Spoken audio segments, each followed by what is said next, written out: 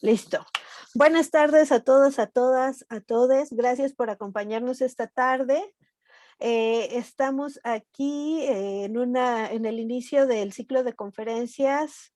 eh, Hasta se me olvidó, perdón, es que empezamos tarde y entonces me destanté. El ciclo de conferencias, movilizaciones populares, democracia y descolonización en América Latina. El día de hoy vamos a tener a un invitado muy especial, al doctor José Crespo, que es el embajador de Bolivia en México. Y bueno, estamos de inicio muy agradecidas con él que nos done parte de su agenda para estar conversando el día de hoy con nosotros, con nosotras.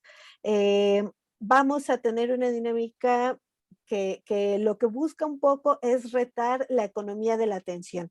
Es decir, si con la pandemia hemos aumentado el uso de las mediaciones tecnológicas para comunicarnos, a veces resulta que hay mucho ruido alrededor, ¿no? Existen muchas mesas disponibles, etcétera, y de repente no sabemos qué ver.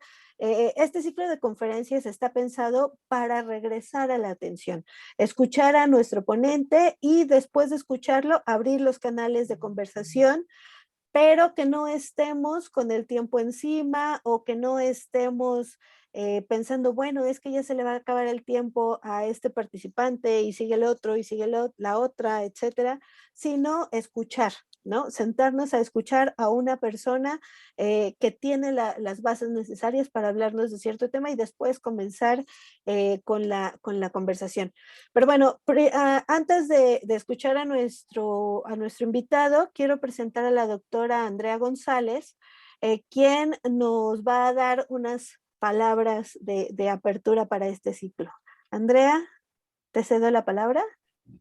Sí, muchas gracias, Gabriela, muchas gracias pues por darle esta oportunidad al colegio de poder hablar con el embajador de Bolivia en México, José Crespo. No es algo que podamos hacer todos los días, entonces también le agradecemos mucho desde el Colegio de Estudios Latinoamericanos su presencia, su tiempo y pues todo lo que vamos a compartir hoy.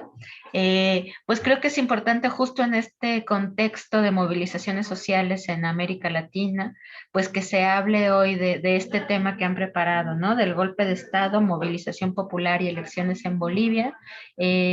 Pues justo para el Colegio de Estudios Latinoamericanos y nuestra mirada de los procesos sociales como procesos sociales complejos, regionales, pues será muy interesante lo que nos vengan a compartir hoy. Muchas gracias, bienvenidas, bienvenidos, bienvenidas todos los que nos escuchan y muchas gracias por esto de parte del Colegio de Estudios Latinoamericanos.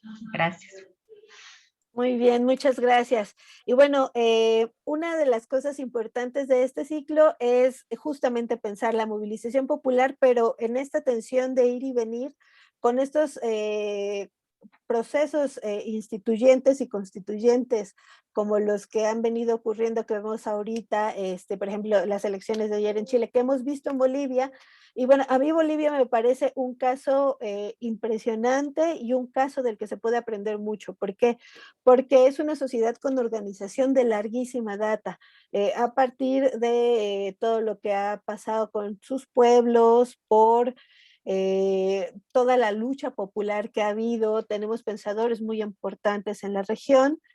Y bueno, también creo que es importante porque en el siglo XXI Bolivia ha dado la pauta en cuanto a defensa de recursos naturales. Por ejemplo, tenemos la guerra del gas, la guerra del agua, en donde una gran parte de la población salió a defender sus recursos. Tenemos la elección de Evo Morales como una elección histórica dentro del continente, en donde además retó al poder colonial en un lugar en donde estaba muy enraizado.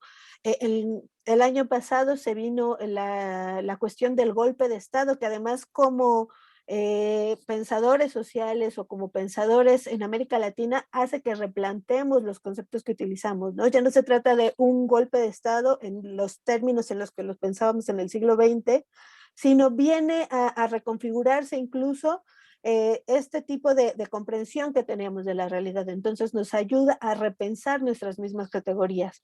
Y bueno, después la resistencia popular, todas las movilizaciones que vimos en las calles del Alto, de La Paz, en Cochabamba, en un montón de espacios, y el regreso a las urnas, ¿no? Este regreso a las urnas que van a marcar que también nuestro embajador esté aquí presente con nosotros. Pero bueno, ya, sin más, vamos a darle la palabra a nuestro invitado. Por favor, embajador, le escuchamos. Muchas gracias por el tiempo que nos da. Bueno, pues muchas gracias de verdad a ustedes. Saludo especialmente a la coordinadora del Colegio de Estudios Latinoamericanos, a la doctora Andrea González, por supuesto a ti, querida Gabriela González también, por esta invitación. Pues para mí estar en la Facultad de Filosofía y Letras de la UNAM es una satisfacción, pero además entiendo, ¿no es cierto?, que estamos en un espacio donde podemos conversar con los estudiantes, con los profesores que puedan seguir esta conferencia, ¿no? Entiendo, y si me permites ya ingresar al tema mismo, que estamos hablando de unos seminarios que son parte de estos seminarios de teorías políticas contemporáneas y geografía en América Latina 2.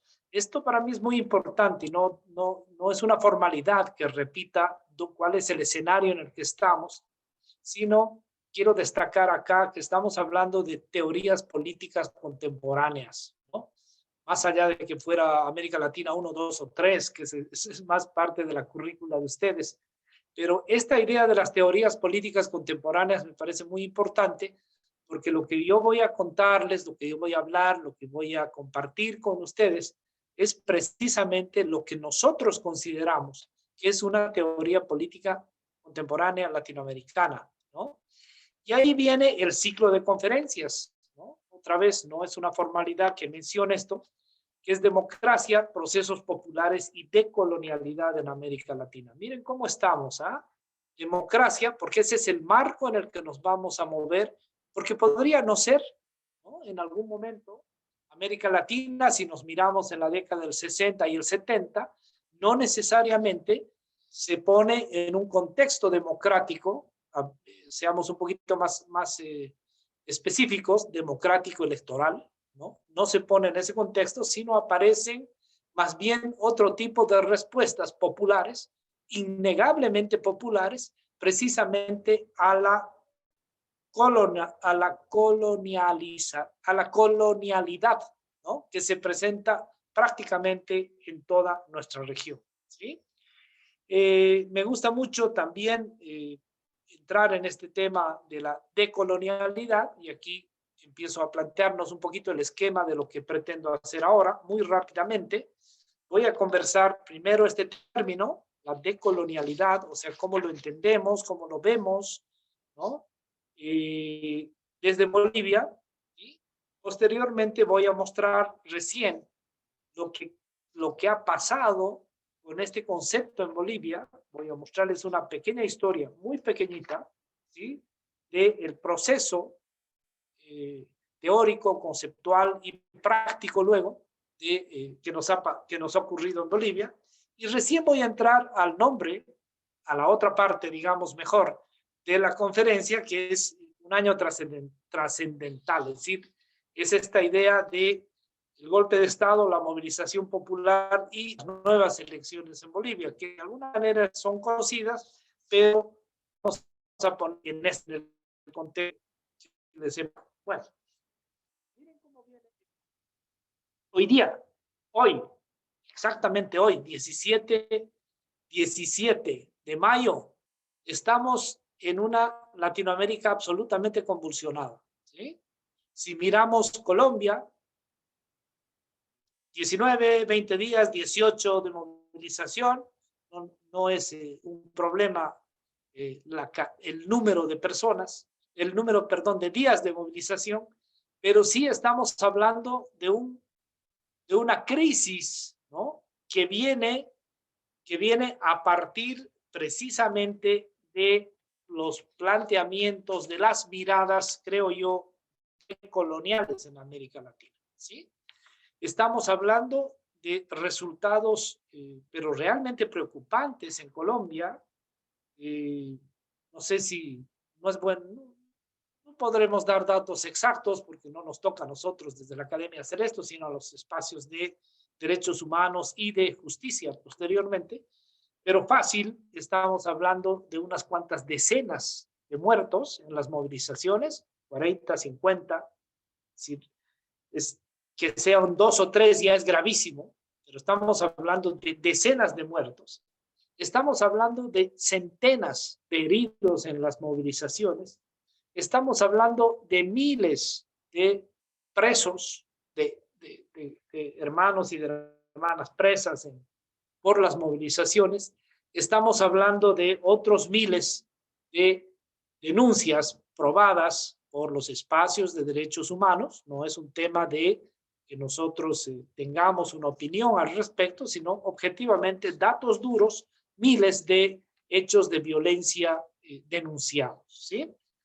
Esto es gravísimo porque estamos hablando de cifras, y aquí voy a retomar las cifras luego, muy similares a las del golpe de Estado en Bolivia, ¿sí? Por eso quería mostrar esta parte.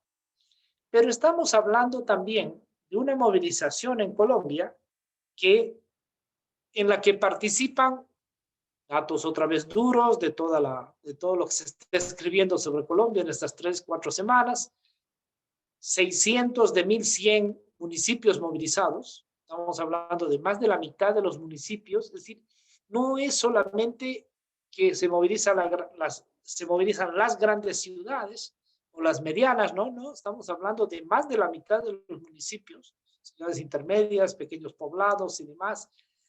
Cerca de 7 millones de movilizados. Estamos hablando de un país movilizado, ¿sí? Yo creo que en muy pocas oportunidades podríamos mostrar esta imagen. Pero vamos al otro lado, si me permiten, un poco más al sur. Ayer y anteayer, Chile se pone en unas elecciones para elegir 4 tipos de representantes. Primero, los constituyentes, los gobernadores, los alcaldes y los concejales. Más allá de que sean 4 elecciones, ¿no? Miren lo que significa después de una movilización, dependiendo cómo miremos Chile, pero yo diría de los últimos años, porque no es solamente del último año como parece, sino son varias movilizaciones, desde que empiezan con estos muchachos que cuestionan el alza del precio del metro, ¿sí? Que acaba las urnas por una nueva constitución. Esto que parece una locura, pues es precisamente una forma de manifestación del descontento popular que se presenta ya. Y con un resultado en Chile, veamos el primer dato muy interesante, para los representantes a la nueva Asamblea Constituyente, no sé el nombre exacto, pero los constituyentes, de los 155 que elige Chile, pues más de la mitad de esos constituyentes son precisamente quienes llevaron adelante la movilización para cambiar la constitución que venía de la dictadura de Pinochet. Esto, que yo no oculto mi agrado porque haya ocurrido ese resultado, muchas formas de expresarlo y las redes están llenas de beneplácitos, de resultados positivos para el progresismo, digamos así en general, y que esto implicaría una derrota precisamente de lo que venía desde el siglo pasado, desde el siglo XX, ¿no? En realidad una constitución que fue hecha desde la dictadura de la década del 70. Esas son las noticias, eso es lo que tenemos en América Latina, lo más notable en América Latina, porque si empezamos a mirar uno por uno los países nuestros, pues estamos realmente en una situación de una movilización permanente. Perú viene de una elección muy próxima, en pocas semanas irá una segunda vuelta, con un candidato que nadie sabía hasta hace 3 semanas, ni el nombre ni el apellido. Bueno, nadie es una exageración. Había unos cuantos que sí sabían, pero casi nadie se esperaba en realidad un candidato del progresismo que era otra persona, era la compañera Verónica Mendoza, creo que el apellido, ¿no? Y de repente aparece desde lo más profundo de lo popular en el Perú, precisamente desde más bien lo indígena, lo marginal, un candidato que nadie inicialmente esperaba esté ahora en segunda vuelta. Bueno, pues Chile nos ha dado otras sorpresas más. Vuelvo a Chile. El resultado para gobernadores, casi todas las gobernaciones, creo que son 16, van a segunda vuelta, pero van a segunda vuelta en todas, con la participación del progresismo de la izquierda. En esa situación es en la que estamos. Pero si se dan cuenta o si miramos, o yo también reflexiono con ustedes, lo que estamos viendo es precisamente procesos muy diferentes, pero en un contexto común, que es precisamente esta, ahora sí vamos a tomar el nombre de las conferencias, en un contexto de decolonialidad. ¿Ok?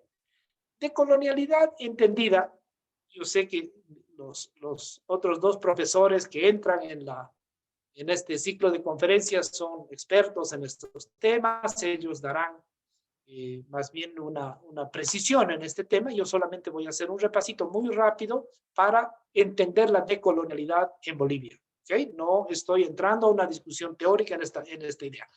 Aquí, decolonialidad implica pensar de una forma integral a los pueblos y naciones latinoamericanas. O sea, no es más complicado, es decir, asumirlos de alguna manera como base para producir pensamiento crítico. ¿Sí? O sea, es algo que si pensamos hace 20 años, quizá nos hubiera parecido muy novedoso, ¿no? Pero de repente ahora no, es muy normal que hagamos la necesidad de alimentar el pensamiento crítico, el pensamiento político actual, esta idea que se nos planteaba como, las teorías políticas contemporáneas, pues recoger el pensamiento de los distintos sectores de nuestros pueblos. Y aquí viene la segunda parte. Esos distintos sectores de nuestros pueblos, pues tiene que ver también con cada una de las conformaciones sociales de nuestros países. Si yo hablo de Bolivia, puedo decir, es fundamentalmente el pensamiento indígena el que va a alimentar esta nueva forma de ver la política por un tema de historia, de formación cultural, pero también es un tema demográfico. Más de la mitad de la población boliviana se reclama a sí misma descendiente de los pueblos indígenas, cosa que no ocurre en otros países. Otros países pueden recoger más bien para su pensamiento decolonial otro tipo de experiencias populares también, que no necesariamente tengan que ver de una manera tan fuerte con lo indígena, ¿no? Puede tener que ver con lo mestizo, con lo criollo, o ni siquiera con el aspecto étnico, sino más bien productivo, o tener que ver con énfasis ambientales, etcétera. Es un tema que tiene que verse en cada país. Por eso, decía, es una forma integral de mirar la contribución, la creación, la participación y la acción popular en cada uno de los países. Yo entiendo que esto es así. Por eso voy a poner, por último, en esta parte, digamos, conceptual, solamente un poquito de en qué aspectos estamos basando esta idea de la decolonial. O sea, un tema de estamos hablando de la diversidad en oposición al pensamiento único occidental y a la matriz colonial del poder. Pues estamos hablando de todo aquello que no sea pensamiento único occidental. Por eso es muy diverso. No es solamente indígena, no es solamente feminista, no es solamente afroamericano, no es solamente no sé qué más se puede decir, campesino, porque no necesariamente lo campesino es indígena, ¿no? Es una forma de participación. Pero también yo pondría en esta matriz que se ha manejado mucho en los teóricos latinoamericanos de los últimos 20 años, también pondría la idea de lo obrero, ¿no? Que es de alguna manera lo que se ha dejado de lado en la última parte, porque este pensamiento a veces más bien tiene una muy fuerte presencia obrero, proletaria o algún tipo específico. En el Perú han trabajado bastante el tema de la informalidad y se ha generado a partir de la informalidad también movimientos populares imprescindibles, ¿no? Es decir, inevitables para poder entender lo que está ocurriendo. Digo el Perú porque ellos han trabajado teóricamente, pero sí se lo ha hecho en otros lugares también. Pues esa es la decolonialidad que se ha planteado. Y ahora sí, con todo respeto, por favor, yo no pretendo de ninguna manera minimizar el concepto, la idea y demás.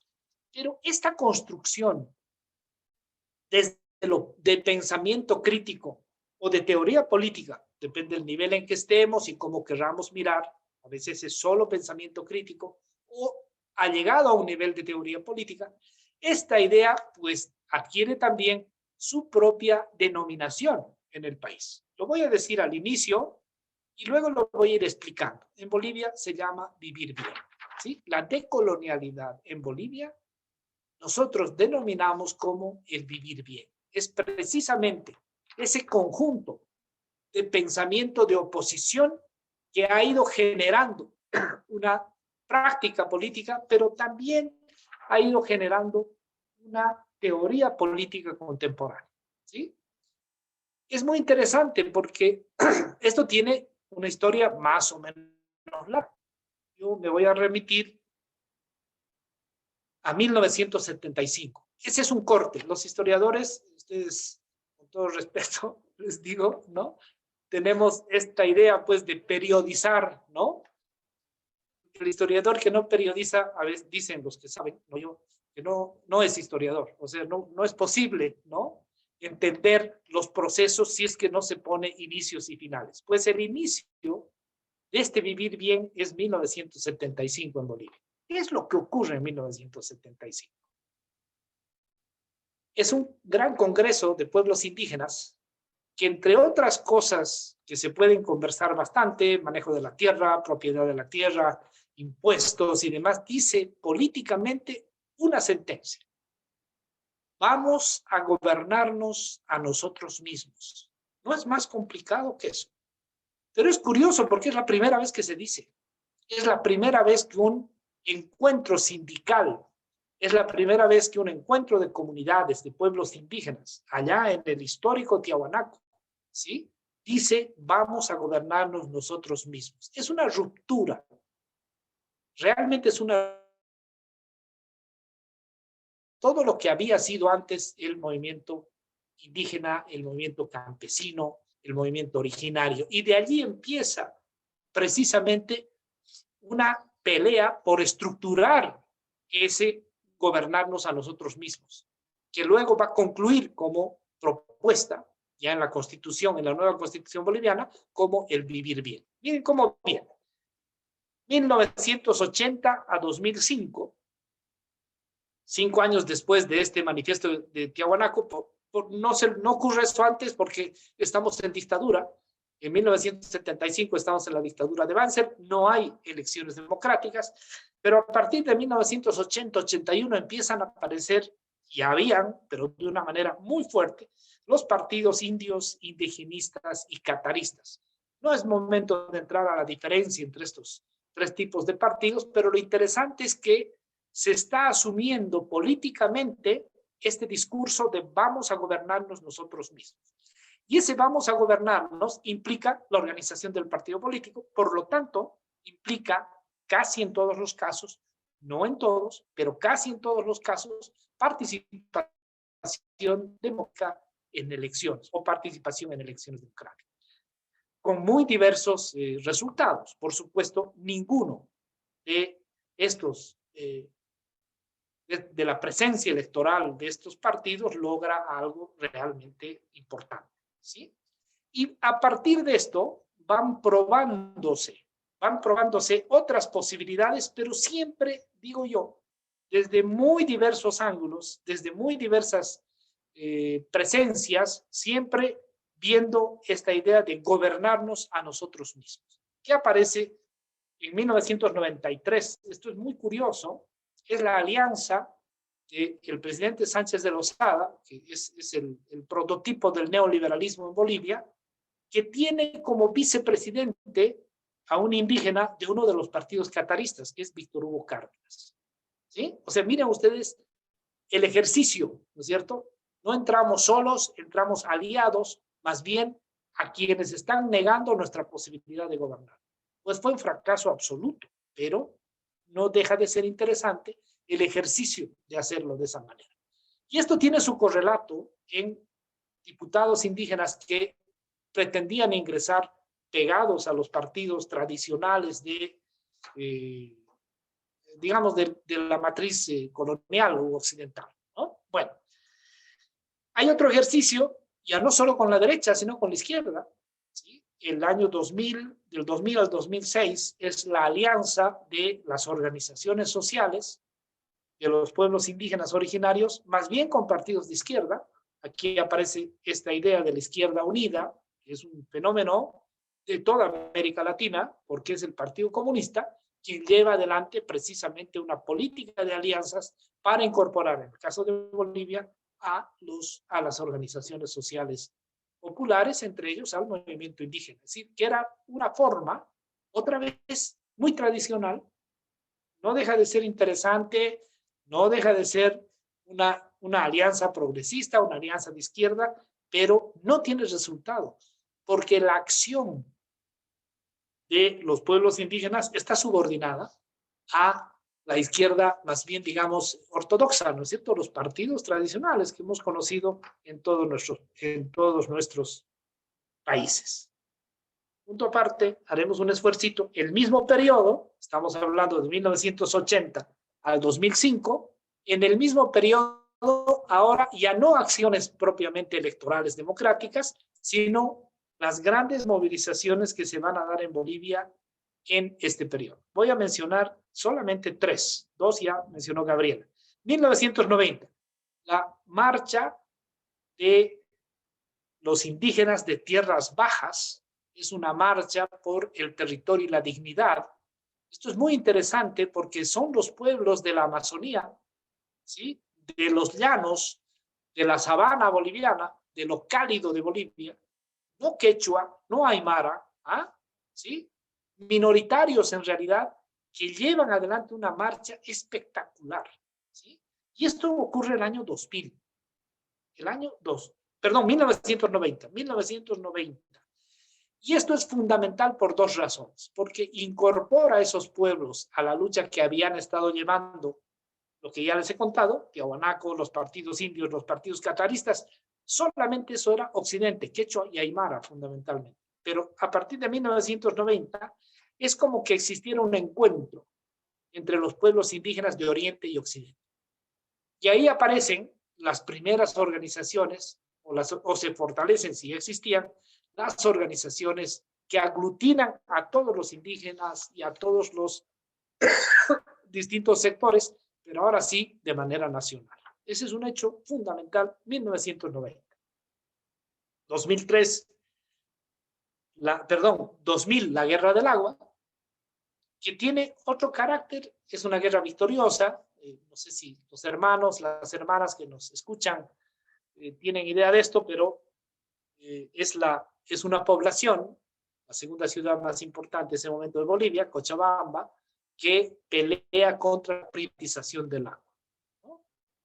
Es una empresa francesa que toma la concesión de empleo, que nos pasaba a todos los países, pero en Bolivia fue exagerado, ¿no?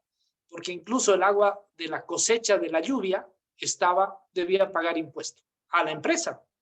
Imagínense, por eso se genera una película bella que está protagonizada por Gael García, el mexicano, que se llama Y también la lluvia. El sentido del nombre es ese, que también se tomaba impuestos del agua que se recolectaba de lluvia. O sea, imagínense a dónde llegamos. Pero eso es interesante porque, así como les he dicho, 1990 permite el encuentro entre los pueblos indígenas del Oriente y los del Occidente.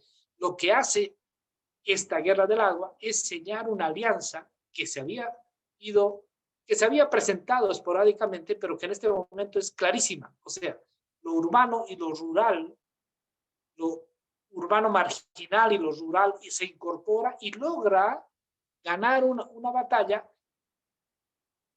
en condiciones muy, muy difíciles al neoliberalismo. Es el primer estate quieto al neoliberalismo, pero mostrando una región entera, sin distinción de demasiadas diferencias, digamos, o la expresión de demasiadas diferencias entre sus distintos protagonistas. Y luego la guerra del gas en 2003, que ya no se va a dar en Cochabamba, sino en el Alto, en la ciudad del Alto. Esta guerra del agua que se presenta en defensa de los recursos naturales. Se había presentado también en el tema del agua, pero ahora se presenta en el tema del gas natural, que es el producto más importante para la economía boliviana. Esto, imagínense, es la construcción en realidad de lo que va a venir luego. Y lo que va a venir luego es la victoria del instrumento político para la soberanía de los pueblos, movimiento al socialismo, donde Evo Morales, el primer indígena en ser presidente en un país de indígenas, ¿no? Es decir, cuando alguna gente se sorprende un poco de que esto haya ocurrido recién después de casi 200 años de Estado republicano, ¿no? Pues ese 2005 es la suma de todo esto que había ocurrido y es un poco la prueba de que ahora sí vamos a gobernarnos a nosotros mismos. La forma de hacerlo, y este proceso creo que tiene otra vez un hito, un corte, en la aprobación de la nueva Constitución Política del Estado de Bolivia, que cambia hasta el nombre del país, lo llamamos Estado Plurinacional de Bolivia, porque no es solamente, aquí la palabra, todo respeto a quienes hacen teoría social, política, no es la inclusión de los pueblos, ¿no? Es un término muy de ONG, muy de academia, ¿no? No es la inclusión, sino es el empoderamiento pleno. Por eso nos llamamos plurinacional. Este es un país de las naciones, ¿sí?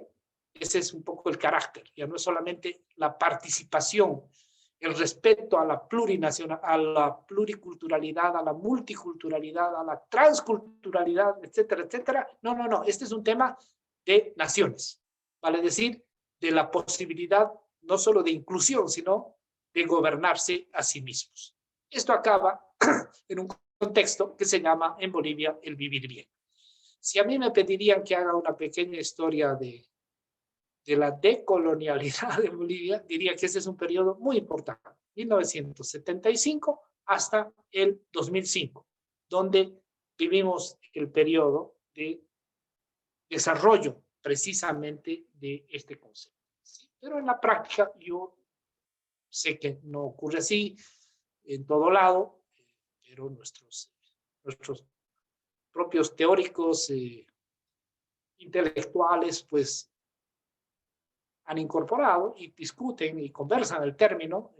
Toca hacer un homenaje aquí a Juan José Bautista, que ha fallecido hace unos pocos años, que es precisamente uno de quienes sistematizó el trabajo de Piñol y demás cosas. O sea, hay una interrelación muy fuerte entre la intelectualidad boliviana, que va a trabajar con los pueblos indígenas, pero que en nuestro caso está absolutamente subordinada a la acción precisamente de estos pueblos.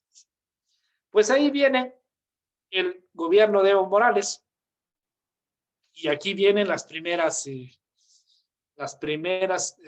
observaciones, digamos, porque uno dice, ¿cómo después de semejante proceso van a tener ustedes, ¿no?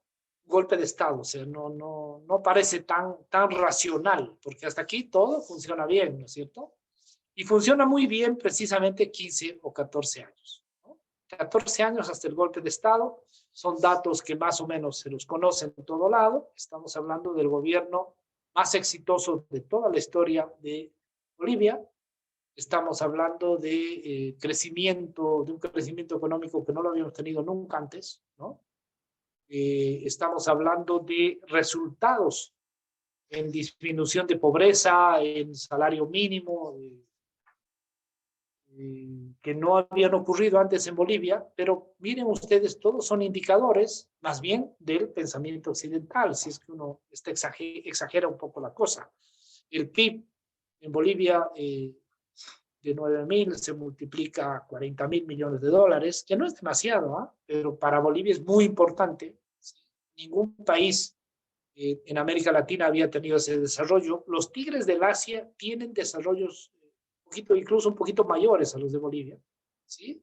En tiempos parecidos, pero los resultados sociales son los importantes, son la diferencia en Bolivia. O sea, resultados que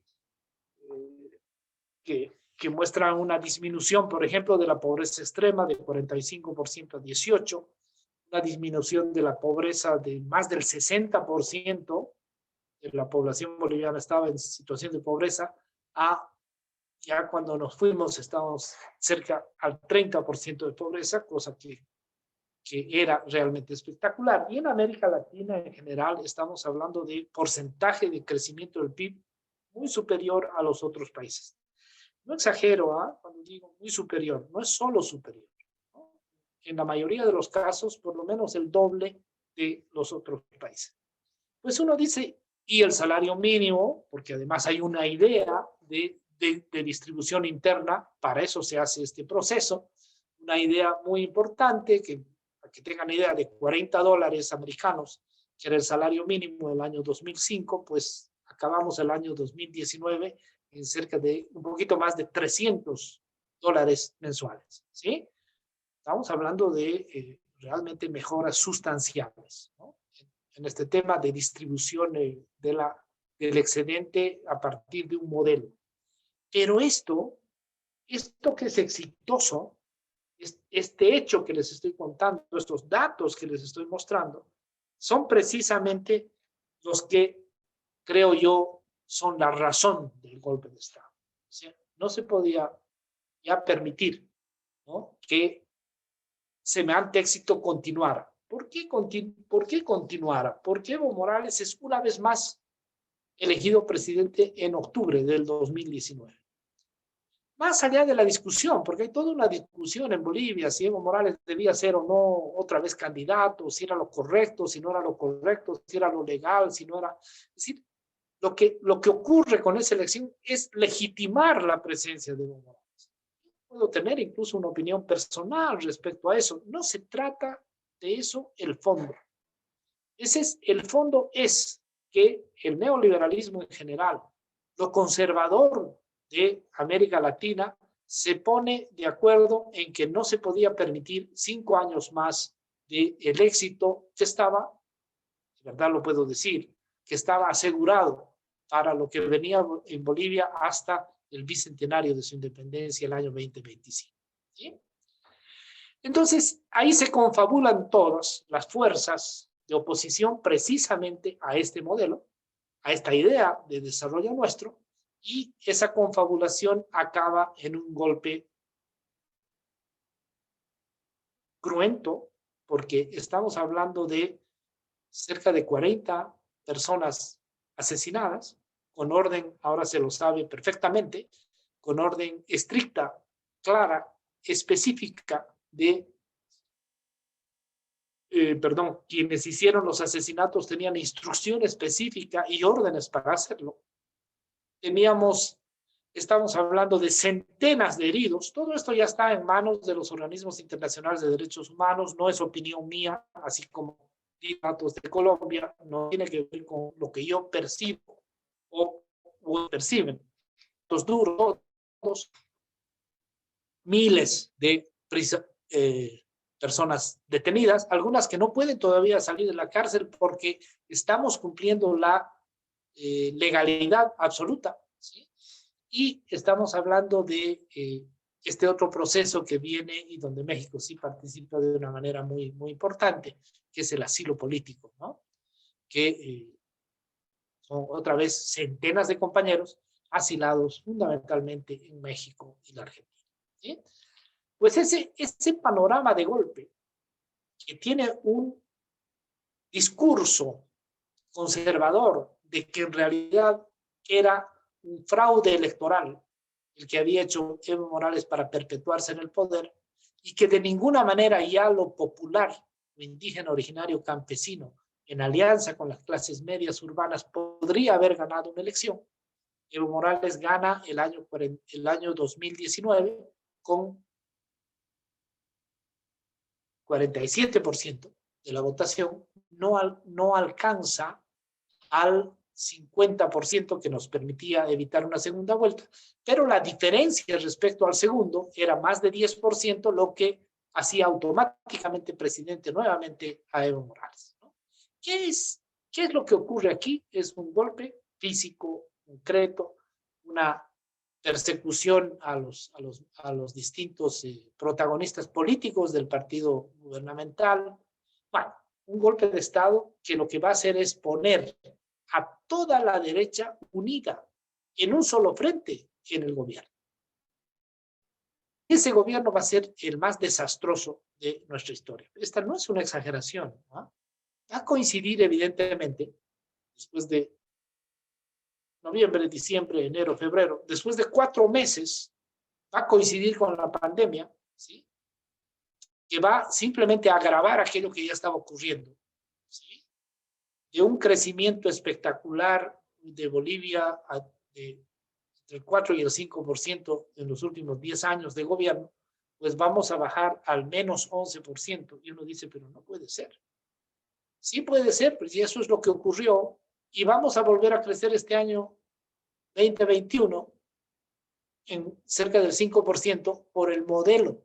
No es un tema de la habilidad solamente de quienes están gobernando, que también es destacable, particularmente del presidente Luis Arce, que era el ministro de Economía de Evo Morales, sino es un tema de el modelo económico de desarrollo que se plantea en Bolivia. Pues esto, demostradísimo, funciona. Ese modelo que fue opacado, que fue desplazado por medio de un golpe de Estado, pues va a sufrir un retroceso también de las fuerzas populares que lo llevaban adelante. Y esto va a ocurrir en los primeros meses, donde evidentemente hay movilizaciones populares, pero no se alcanzan los niveles que posteriormente se van a mostrar. Y es la rearticulación precisamente de colonial, de esa integralidad de sujetos sociales que van a coincidir en que no es posible aguantar más el gobierno de facto, el gobierno dictatorial que roba en pandemia, que se roba la plata, que se saca. No, pero es que fue escandaloso. Yo no he visto en otro lugar, les digo de verdad, conozco un poquito de la historia de América Latina, pero esta barbaridad que se hace allá, ¿no? O sea, es terrible. Pero bueno, ahí vamos. Y se organiza una movilización muy fuerte, una movilización que permite que se imponga, después de varias postergaciones de la fecha de elecciones, que se imponga una nueva elección que se va a realizar a mediados del mes, otra vez, del mes de octubre, así como vino la anterior, del mes de octubre así como vino el golpe de Estado, en octubre se van a realizar estas elecciones. Y estas elecciones dan una victoria, ahí viene la prueba de que no hubo fraude, dan una victoria del 55%, ya no a Evo Morales, sino a quien se decía que si no era Evo Morales no ganaba el MAS, pues no fue Evo Morales y no solo ganó de nuevo, sino que ganó con una diferencia mayor en puntos porcentuales, 8 puntos más que lo que había ganado Evo Morales. Es, digamos, la prueba más fehaciente de que no hubo fraude. ¿De qué le acusan a Evo Morales? De que habían mesas, estamos hablando no de decenas, sino de cerca de una centena de mesas, donde el MAS obtenía cerca del 90% de la votación. Y eso para la OEA, para quienes estaban dirigiendo esa misión de observación, era imposible.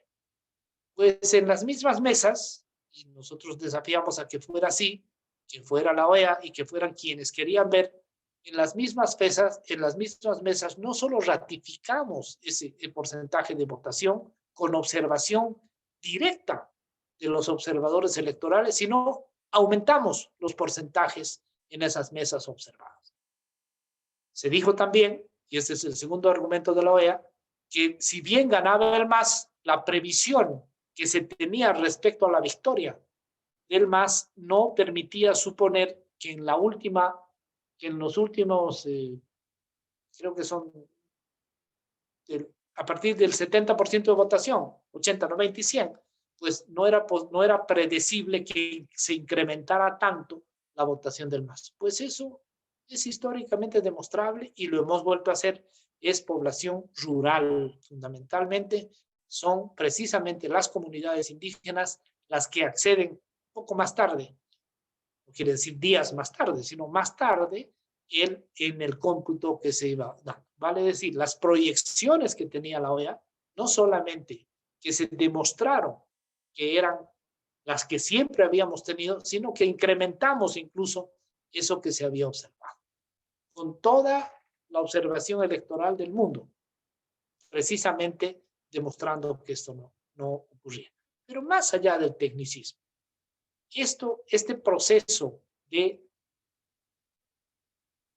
construcción del vivir bien, ejercicio del vivir bien posteriormente en 14 años de gobierno, el golpe de Estado que viene para parar ese exitoso proceso, la gran movilización popular que es la prueba del sustento popular de lo que habíamos hecho y la nueva victoria electoral, pues lo que hace es demostrar, creo yo, por lo menos de manera general, que lo que se habían propuesto los hermanos, las hermanas en 1975, sí era correcto y sí era posible hacer. No salva esto, y aquí voy a terminar, de ninguna manera salva los problemas que hayamos tenido, los errores que se hayan cometido, las dificultades que hemos tenido en el proceso. Dificultades que tienen que ver precisamente con la, digamos, deconstrucción de la institucionalidad del poder occidental. Entonces, es todo lo que sabemos que ocurre, ¿no? Incluida la corrupción que se presenta en todos nuestros gobiernos, que no estamos, sin el hecho de tener un movimiento tan fuerte en Bolivia, no soluciona automáticamente los problemas que tenemos. Pero sí soluciona en términos de la convicción de que esta revolución se hace con votos y no con balas. Esa es una expresión muy de Evo Morales que la ha dicho 100,000 veces, ¿no? Que la revolución boliviana es una revolución de votos, no de balas, ¿no? Y esto tiene que ver con la tolerancia incluso de aquello que no necesariamente es vivir bien. No sé si los hermanos, las hermanas saben, en el departamento de mayor población de Bolivia, pues no es este movimiento popular, este movimiento del vivir bien quien está gobernando, sino es precisamente la derecha más conservadora, que entre tanto esté en el marco de la democracia, de la institucionalidad democrática de nuestra nueva constitución, pues no ha de haber ningún problema de cogobernar, digamos, o que ellos gobiernen en un espacio de Bolivia. Eso no es exactamente un problema, entre tanto no se trascienda a quebrar la institucionalidad de la Constitución del año 2009. Ese es un poco si me permiten ya redondear al final, el origen, la construcción de esta decolonialidad en Bolivia, que entendemos, con todo respeto a todos, nosotros sí hemos podido poner en práctica bastantes años precisamente ese pensamiento. Seguimos pensando que hemos sido exitosos, creemos que esto ocurriendo ahora es más bien una constatación más de que esto sí funciona. Otra vez, y lo digo y lo voy a decir siempre, no quiere decir que funciona linealmente, que no tenemos dificultades, que no hay problemas, que es necesaria la autocrítica, pero eso está subordinado al éxito que hemos tenido en esto que hemos venido construyendo. Eso es mis queridas amigas, amigos, pues, doctora Gabriela González, le agradezco mucho la invitación y creo que casi rigurosamente me he tomado los 45 minutos que le ofrecí, ¿no? Adelante. Muy bien, muchas gracias. Ha sido muy interesante escucharlo. Vamos a esperar a ver si aquí en el chat alguien se anima a lanzar sus preguntas, pero de inicio yo sí quisiera preguntarle un par de cosas. Una es cómo se ha incorporado el vivir bien al Estado. ¿Se trata de un rediseño de Estado como tal? ¿O cómo usted considera o ha observado que se ha movido la estructura estatal que había venido arrastrando los inicios del neoliberalismo y después lo que se empezó a construir a partir del gobierno de Evo Morales? Y la otra es un poco más especulativa, digamos, pero después de la experiencia del golpe, ¿hay alguna forma en la que un Estado con este talante popular del que nos ha hablado pueda protegerse ante este tipo de avances neoimperialistas o imperialistas como se les nombra?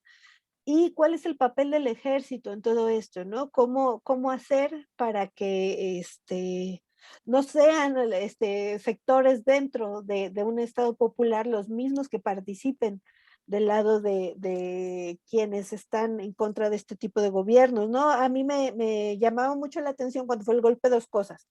Uno, la cantidad de dinero que se rumoraba que habían dado a los líderes de ciertos sectores, tanto de la policía como del ejército. Y otro, las imágenes de la movilización popular, ¿no? Ver a las señoras cholitas en la calle enfrentadas con jóvenes del ejército que bien podrían haber sido sus hijos, ¿no? Sus nietos. Entonces, ese tipo de imágenes a mí me parecen muy impresionantes y creo que hablan mucho de un enfrentamiento o de este tipo de estrategias que enfrentan a los mismos sectores de lo nacional popular boliviano, ¿no? Ok, Entonces, muy bien. Bueno, son más de dos preguntas, mi querida no, doctora. y no dije todas las que tengo. La primera es muy importante porque es precisamente la que va a explicar las otras. Ahora lo pongo. Si bien la Constitución Política del Estado de 2009 es una constitución que tiene como base el vivir bien, o sea, tiene como horizonte de realización el vivir bien, tiene como perspectiva el vivir bien. Para poder realizar esto, pues nos vimos obligados a hacerlo a partir de la institucionalidad más bien conservadora. Si ustedes se dan cuenta, cuando yo explico el éxito del gobierno de Evo Morales, lo explico también a partir precisamente de indicadores y demás, no del vivir bien, sino más bien indicadores de la lógica occidental, Producto Interno Bruto, salario mínimo nacional, crecimiento a partir de la reducción de la pobreza extrema, y puedo seguir con todo lo que son indicadores de desarrollo humano, el tema de salud, el tema de presupuestos en educación, o sea, todos son indicadores más bien de la lógica occidental. No he puesto indicadores del vivir bien. Creo que solamente hay un país en el mundo que empezó a hacer esto, no sé si ustedes conocen, que es Bután, ¿no?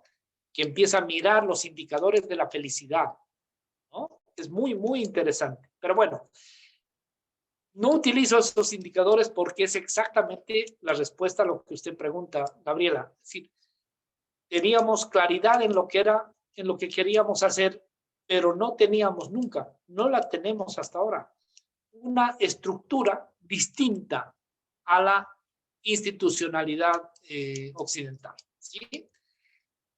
Yo soy de la idea ahí de que esto no es tan fácil de construir en un solo país, ¿no? Esta es una discusión vieja entre entre los partidos ortodoxos más bien del marxismo, ¿no? Si es posible la revolución en un solo país o no, ¿no? Parece que no.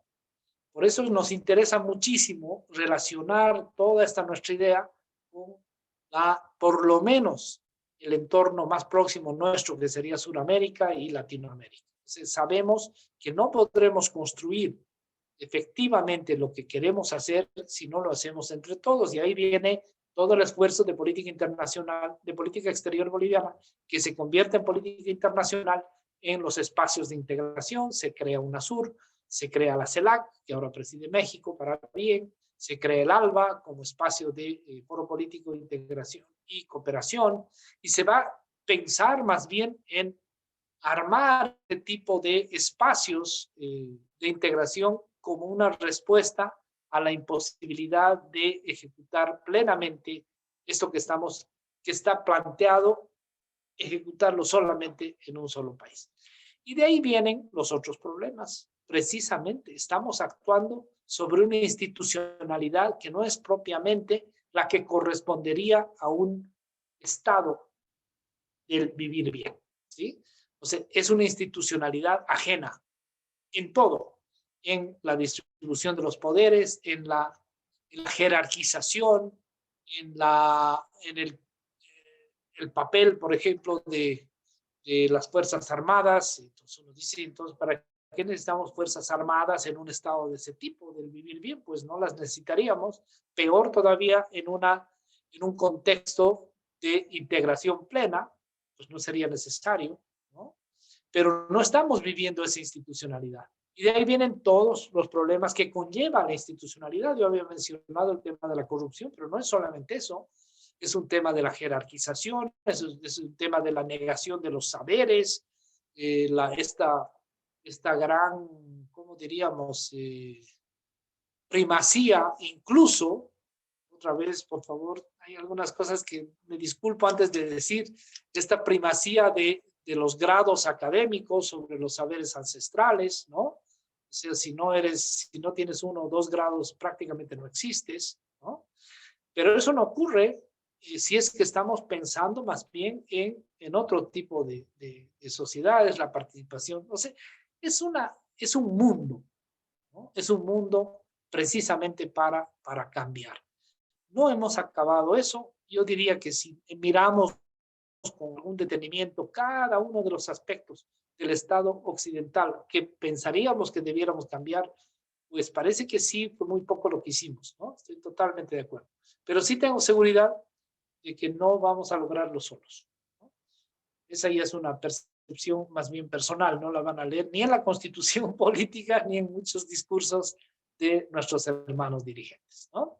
Para decirlo fácil, porque ya lo que ocurrió adentro está más o menos claro. Hubo toda una confabulación de los empresarios, no de todos, pero de aquellos que tenían más relación con el exterior, de la banca, de los grandes medios de comunicación, que ninguno de ellos ya es tan solo de un país, sino cada vez más son conglomerados internacionales, ¿no? Es decir, con barbaridades que se dicen en todo lado. Yo las escucho de verdad en todo lado.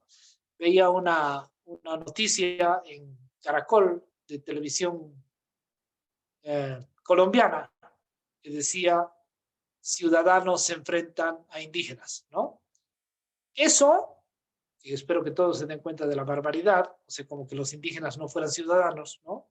Eso es exactamente, ese es exactamente un titular de la prensa boliviana los días del golpe, ¿no? O sea, como los ciudadanos se enfrentaban bueno, allí se pusieron nombres un poquito más duros, a las hordas indígenas. Ya no eran solo indígenas, sino no solo no eran ciudadanos, sino eran primitivos, ¿no? O sea, que no tenían siquiera una institucionalidad, o sea, terrible, ¿no? Pues eso es muy normal en toda nuestra América Latina, ¿no? Y si no, habría que ver lo que se dice de los hermanos mapuches en Chile, ¿no? Es más o menos lo mismo. Bueno, pues ahí vamos. Es eso. Creo que estamos. Si hay algo más, estoy a la orden todavía. Si no, pues agradecerles. ¿Ah? Adelante. Andrea, ¿quiere hacer una pregunta, por favor? Dale, Andrea. Aprovechando que antes de que leas alguna otra. Bueno, muchísimas gracias por la exposición. Y yo le quería preguntar, bueno, la CIDH tiene este análisis a través del grupo de expertas y expertos independientes para ver Correcto. justo el asunto de la violación a derechos humanos durante el golpe, ¿no? Bueno, ahora dijeron que creo que se aplaza Dos por la pandemia, ¿no? Pero meses. pero que nos platicara qué tan importante justo es esta misión de observación, estas recomendaciones de la CIDH, justo para visibilizar ante la comunidad internacional lo que sucedió durante este tiempo, pues porque el manejo de los medios también fue, pues sí, como decía usted, ¿no? Con pues esta forma de ver la lucha social desde una mirada totalmente, pues, o sea, además de discriminatoria, violenta, desde cómo se nombran las cosas, etcétera. Pero bueno, ¿qué tan importante es justo esta misión del grupo de expertos y Muy expertos? importante. Bueno, primero que estamos hablando ya de la quinta institución internacional que va a trabajar este tema. Es muy importante la CIDH para, creo yo, la región, ¿no? No digo el continente, porque la CIDH prácticamente no participa en ningún aspecto muy fuerte en Estados Unidos y Canadá. Por eso hablo de la región, no del continente. Pero la CIDH, cuando se organiza en la CIDH el grupo especial, este grupo especial al cual hace pocos días se le ha dado 2 meses más de trabajo para que culmine su investigación, pues ellos han hecho un trabajo, creo yo, muy minucioso. Se ha entrevistado a la mayoría de la gente que estuvo allá, se ha recabado la información, se han recibido no solamente testimonios orales, sino fotográficos, documentales de otro tipo. Es decir, creo que lo que vaya a hacer este grupo va a ser muy importante, va a ser el resumen de lo que se ha planteado. Es importante ver que para que esto ocurra, porque alguna gente cree que esta investigación se hizo en medio del golpe, ya con el gobierno de facto, producto del golpe. Ahí inicia su trabajo esta comisión y tiene que hacer lo que todos debiéramos, quienes tenemos más de 40 años, pues 50 años, más de 50, sabemos que ocurren los golpes de Estado, o sea, toda la represión a quienes hacían estas investigaciones, cómo tenían que ocultarse para poder acceder a un lugar y otro, cómo tenían que camuflar a los testigos para que puedan presentarse. Pues es una historia, pero larguísima, precisamente en el gobierno de facto, ¿no? En medio del gobierno de facto. Pero yo creo que pues vamos a tener un informe importante por parte de la CIDH, porque es lo mismo que esto que les he contado de las elecciones. Las mesas observadas por la OEA no solo fueron ratificadas, sino aumentadas en el porcentaje que la propia OEA la propia comisión de observación de la OEA había observado, ¿no? La institucionalidad de la OEA no es propiamente el tema en discusión, sino el secretario general y la comisión. Que es muy importante que los hermanos mexicanos tengan presente esta comisión. A las elecciones del 6 de junio, esta comisión de observación de la OEA, pues está presidida por un personaje, no hablo yo malas palabras, por si acaso, pero es un personaje nefasto, para decirlo un poco, ¿sí? Es un personaje que reconoció al gobierno golpista de Venezuela cuando le dan el golpe a Chávez, por si acaso. Es ese nivel es de persona quien va a presidir la comisión de observación de la OEA en las elecciones del 6 de junio. Yo no tengo problema de decirlo porque es algo absolutamente público, ¿no? De quién es este señor, ¿no? Pues ahí vamos. Creo que ese ha sido un final. Tenemos preguntas acá en Facebook. Doctor, todavía no lo vamos a dejar ir si nos permite otro ratito. A ver. Sí, aquí preguntan que si el constituyente boliviano de 2019 tiene alguna semejanza, con el que actualmente se lleva a cabo en Chile. Y también si nos puede comentar acerca de lo que están haciendo para la patente de las vacunas COVID. Qué interesante. Mira, el tema de la constituyente puede ver con la experiencia latinoamericana. Cuando Bolivia hace su asamblea constituyente, pues habían algunos temas que yo creo que la elección en Chile es bastante más madura. Primero, que es una plena, absoluta igualdad de género, cosa que no tenía la constituyente boliviana. Segundo, que les va a sorprender a muchos, nosotros incorporamos representación indígena en nuestra constitución del 2009, la que va a aprobar precisamente esa constituyente. Pero la constituyente chilena ya tiene representación específica indígena, creo que son 17 representantes. Viene a partir de toda la experiencia latinoamericana, Bolivia también, pero viene a partir de todo eso. Y es muy interesante lo que les decía, hay ya el mecanismo, digamos, de discusión, no lo conozco, pero nuevamente después de aprobada la constitución en la constituyente, debe ir a un referéndum, cosa que también ocurrió en Bolivia. O sea, creo que hay una madurez, ¿no?, latinoamericana en esto, y creo que para bien, ¿no? En el otro tema, pues todos creo que ya nos han escuchado, vanagloriar, voy a usar una palabra muy mexicana, presumir, ¿no? Presumir de la iniciativa boliviana de liberar las patentes de las vacunas COVID, ¿no? Esto es muy importante porque Bolivia, más otros pocos países, pues tuvimos esta iniciativa. Nosotros la pusimos con nombre y apellido nuestro en la discusión de la Organización Mundial de Comercio, y a partir de esa discusión pues, han venido adhesiones, ¿no?, de la propuesta de muchos países. La semana pasada hemos concluido un seminario internacional sobre el tema. Estamos hablando de cerca de 60 países que ya se han plegado a esta propuesta. Digo nuevamente, por nosotros en la Organización Mundial de Comercio, y que es muy probable, así es muy probable, de que sí ocurra. ¿Ah? Vamos a tener, tenemos la actitud franca de Rusia, de Estados Unidos, curiosamente. He leído muchas cosas sobre esto, es decir, un poco de que como que ya están acabando de vacunar a su población, ahora sí van a liberar las patentes. Es posible, no importa, por la razón que sea, pues nos vamos a beneficiar todos, particularmente los pueblos del sur. Eso es muy importante. Yo tengo fe en que esto va a ocurrir. Tanta fe tengo que, imaginen lo que va a ocurrir es que, lo que está ocurriendo mejor, es que ya Sputnik va a poder fabricarse en México, Argentina, y estamos entrando también con la posibilidad de hacerlo en Bolivia, porque esto del COVID no deja este año. Vamos a vivir unos cuantos años más, ¿no? Entonces va a ser como vamos a tener que vacunarnos periódicamente, o sea, no es pasar esta emergencia de este año 21 y del próximo 22.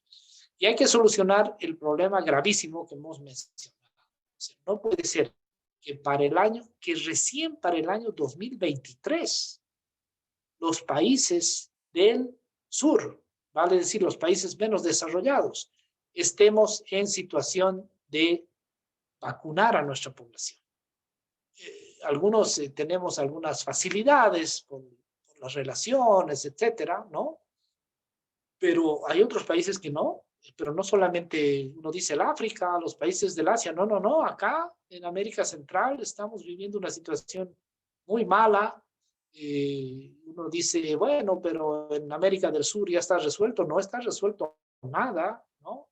Necesitamos este tipo de medidas, y este tipo de medidas son las que precisamente podemos impulsar el sur. Y agradecemos, por supuesto, a todos los países que se plieguen a esta iniciativa, porque, digamos, esto se caía de Maduro, ¿no? El asunto es que había que decirlo y había que hacer las gestiones para que ocurriera, ¿no? Ahí estamos, ¿ah? Muy Adelante. bien. Hay otra pregunta, que si hay un proceso de reconciliación después del golpe o no ha sido necesario. Bueno, lo que se ha planteado en Bolivia es que debemos ir a la aplicación plena de la justicia. O sea, no es un tema de venganza frente a quienes hicieron el golpe de Estado. No, porque si hiciéramos eso, no estaríamos planteando esta revolución de los votos, sino las balas. ¿No ve? Debemos respetar nuestra propia institucionalidad. A alguna gente no le gusta mucho nuestra propia institucionalidad, pero no hay forma. Eso es lo que hay que respetar. Y si alguien ha desconocido un gobierno elegido democráticamente y lo ha hecho de una manera violenta, pues tiene que ir a la justicia. O sea, no hay otra forma, porque de no precautelamos precisamente la institucionalidad democrática de nuestro país. Entre tanto haya esa institucionalidad democrática, pues no tendremos problema, como que ha ocurrido ya en las últimas elecciones, de que en gobiernos locales y algunos cuantos pocos gobiernos municipales, pues están gobernando quienes apoyaron, francamente o no, precisamente el golpe de Estado y el gobierno de facto. Ahí no hay forma. El único referente es la justicia. Adelante. Muy bien, muy bien. Son las preguntas que teníamos acá en las redes sociales y yo nada más puedo hacerle una y le prometo que ya es la última. Quisiera que hablara un poco de la situación interna entre la media luna, la famosa media luna y esta población blanca que siente que es parte europea, no termina de ser boliviana, y el símbolo tan importante que fue la bipala, ¿no? Que incluso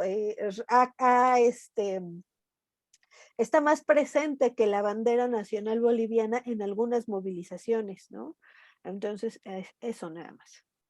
Mira cómo es, ¿no? Eso de la media luna se crea precisamente para combatir a Evo Morales. Eran 1, 2, 3, 4, 5 departamentos, entiendo, ¿sí? Que rodeaban al mundo, a la Bolivia occidental, no en términos ideológicos, sino ahora sí geográficos, ¿no? Lo que sería el Ocolla, lo Quechua Aymara. Pero eso ya no ocurre, ¿no? La última elección para gobernador en el extremo sur, digamos, de Bolivia, que era el inicio de la media luna, pues gana el MAS.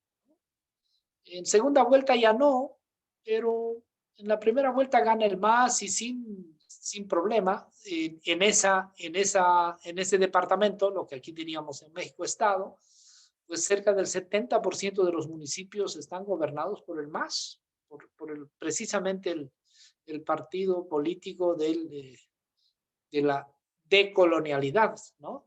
Y al otro extremo, en el norte también, o sea, los dos candidatos que disputaron la segunda ronda para gobernar ese estado, ese departamento, decimos en Bolivia, pues vienen exactamente de la misma vertiente, es decir, del movimiento al socialismo. Son dos expresiones del movimiento al socialismo.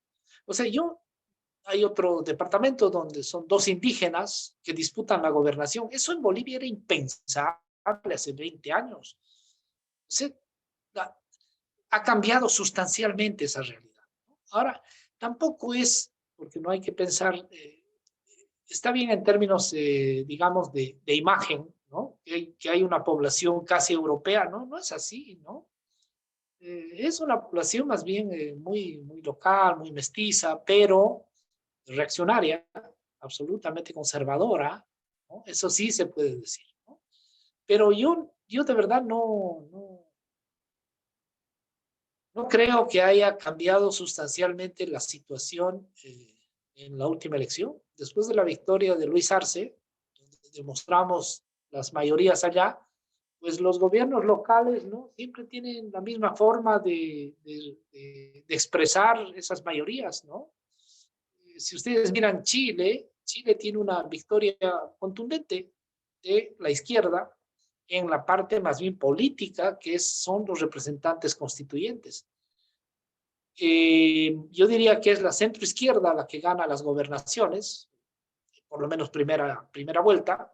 Hay que ver qué es lo que va a ocurrir luego. Tengo la impresión, con la experiencia electoral latinoamericana, que esto más o menos se va a repetir. No necesariamente la izquierda, pero la concertación, el Partido Socialista, el Partido Demócrata, Cristiano, o sea, lo que era el respaldo de Bachelet, ¿no? Pero no es la derecha fascista, ¿no? Esta del presidente actual, no sé cómo se llama el partido, UDI es el partido, ¿no? O sea, no es eso lo que ha ganado en Chile. Pero tiene más presencia ahí que en la constituyente. Y en los municipios tiene más presencia todavía la derecha. O sea, hay que mirar con algún cuidado esto, ¿no? No. La gestión no es lo mismo que la gestión, perdón, del municipio concreta, no es lo mismo que la señal política que se pueda dar en una elección nacional. Creo que hay que tener un poco de cuidado. Es muy interesante lo que preguntaste al inicio, Gabriela, no lo logré responder, pero lo veo que lo tengo anotado. ¿Y qué hacemos ahora para evitar un nuevo golpe? De alguna manera me dijiste eso, ¿no? Yo creo que es lo que ocurrió en Bolivia nomás, movilización.